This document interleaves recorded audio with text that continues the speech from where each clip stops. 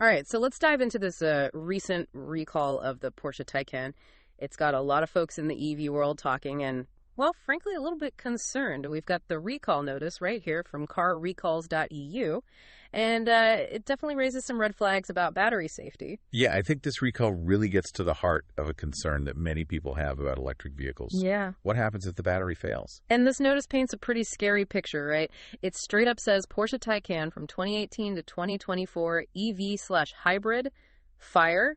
Not exactly the kind of headline you want to see about your fancy sports car. So what exactly is causing this fire risk? Well, it all comes down to a defect in the high-voltage battery cells. There's a chance that a short circuit can occur.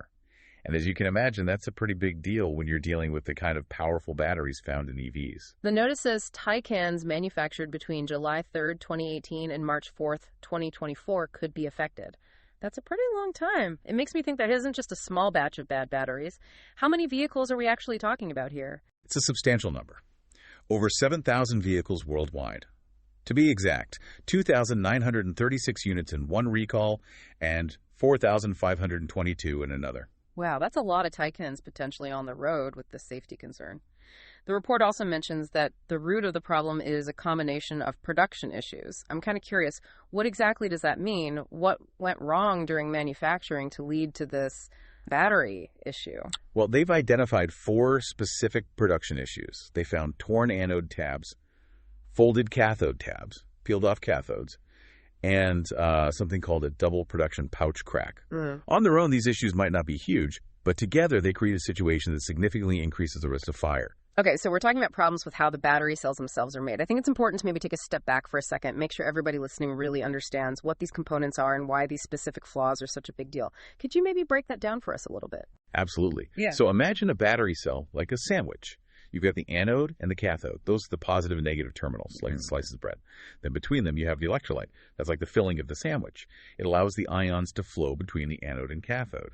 Now, those tabs you mentioned, the anode and cathode tabs, they act as the electrical connection points. They're like little wires that collect the current generated within the cell and connected to the rest of the car's electrical system. So if those tabs are messed up, it's basically like having a bad connection in your wiring? What kind of problems can that cause in a high-voltage battery? Well, even a small tear or fold in a tab can create resistance in the electrical pathway. Yeah. That resistance leads to a buildup of heat. And as you probably know, heat is not good for lithium-ion batteries. It can start a chain reaction of degradation and could potentially lead to a short circuit. And in a high-voltage system like an EV battery, a short circuit can very quickly turn into a fire. And I'm guessing that's where this double production pouch crack comes in. The notice doesn't really give us a lot of detail, but I imagine it has something to do with damage to the protective casing around the battery cell. You're right. The source material is a bit vague about this particular defect, but it most likely refers to some kind of structural damage to the pouch that encases the battery cell. These pouches are incredibly strong. They protect the delicate components inside. Yeah. But if there's a crack, well, it's like having a hole in your armor. It allows moisture and air to get in and react with the electrolyte. And that can cause all sorts of issues, including internal short circuits. So these manufacturing flaws, as small as they might seem, can really create a dangerous situation.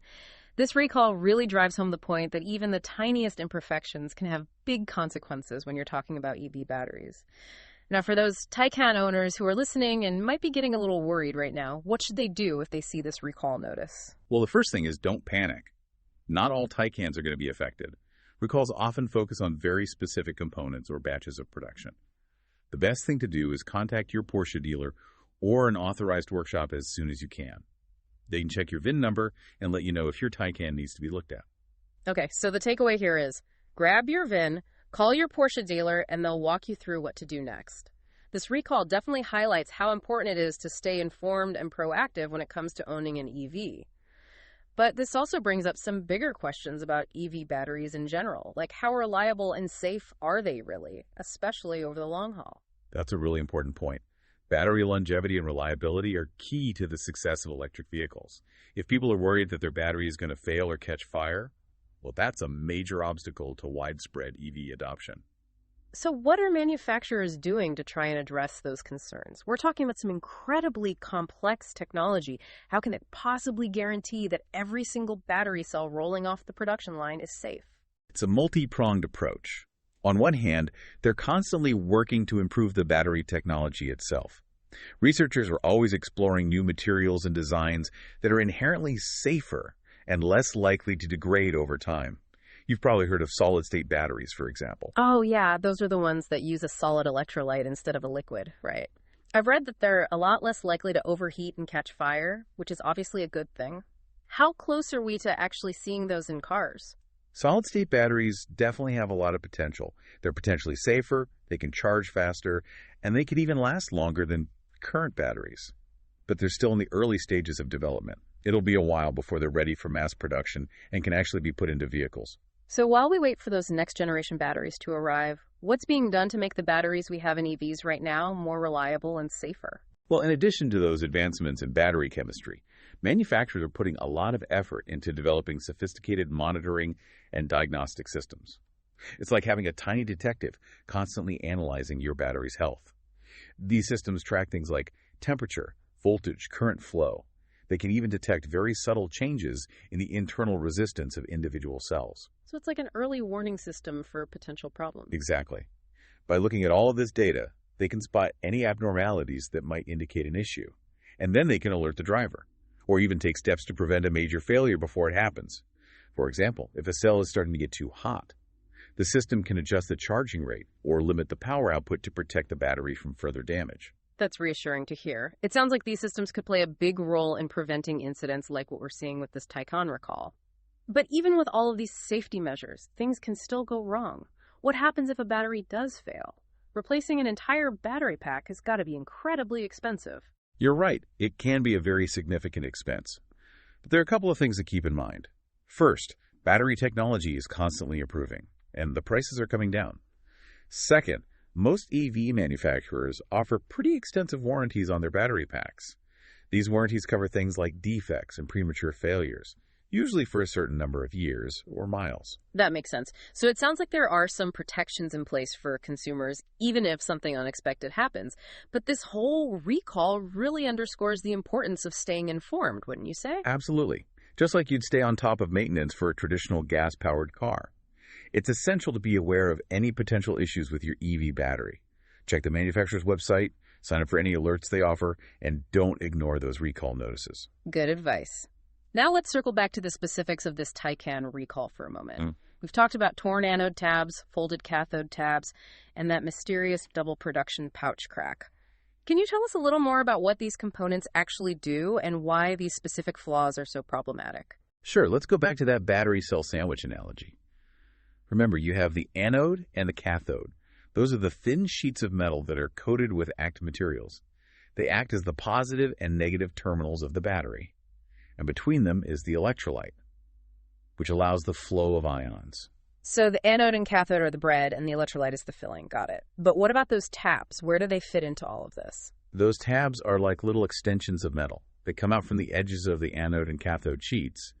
Think of them as the connection points, like little wires that link the cell to the external circuitry, so they allow the flow of current in and out of the battery cell. Okay, so if those tabs are damaged, it basically disrupts that electrical connection. What are the consequences of that in a high-voltage battery like this? Well, even a tiny tear or a fold in a tab can create resistance in the electrical pathway. Yeah. And as we talked about before, resistance leads to heat.